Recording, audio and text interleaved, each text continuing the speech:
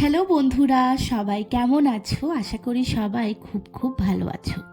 আগের ভিডিওতে জানিয়েছি আমার মামা পরলোক গমন করেছেন, তো সেখান থেকেই দেখা করে ফিরছিলাম মামার বাড়ির পথ থেকে।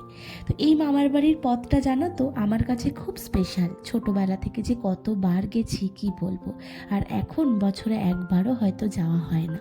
সে যাই হোক, বর্ধমান ফিরে আমার ছাদ বাগানে চলে গেছিলাম মনটা একটু ভালো করার জন্য। তো ছাদ বাগানে গিয়ে দেখি এক গাছ কুল, জানো, আর কুলগুলো যেরকম সুন্দর দেখতে তেমনি সুন্দর মিষ্টি। পাশের বাড়ির কাকিমাকেও দুটো ধুয়ে দিলাম, খুব খুশি হয়েছে।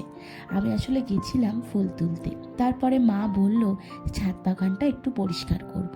আমার মা পরিষ্কার করে পাতাগুলো ফেললো, আর আমি টবগুলোকে সুন্দর করে একটু একটু করে গুছিয়ে দিলাম।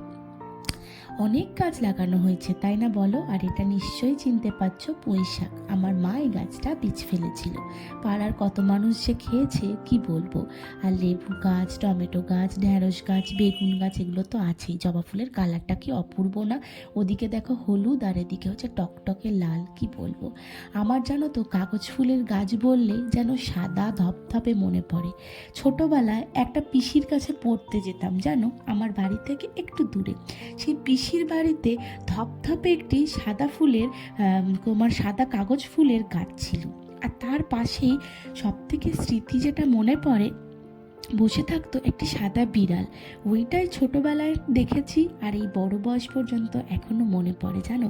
কাগজ ফুলের গাছ যখনই দেখি তখনই ওই পিসির বাড়িটা আর ওই সুন্দর সাদা বেড়ালটা মুখ বাড়িয়ে বসে থাকতো, যেন একদম তুলো, কি বলবো, এত ভালো লাগতো। আর এখানে আমাদের প্রভু যিশুর কাছে টুনি লাগানো হয়েছে, যাতে এমনি সন্ধেবেলা একবার জ্বালাতে পারি। আচ্ছা, এবার বলো তো, কার কার শীতকালে রোদে বসে কয়েদ বেল খেতে ভালো লাগে? বাটি করে যেটা দেখলে সেটা ছিল কয়েদ বেল মাখা। এটা আমি গিফট দেব বলে আমার একটা ছোট্ট বোনকে সেটা আমি কিনে এনেছি। তার সামনে জন্মদিন আছে, তো ভাবলাম একটা লিপস্টিক, দুটো নেল পলিশ আর একটা সুন্দর অক্সিডাইজের কানের দেওয়া যায়।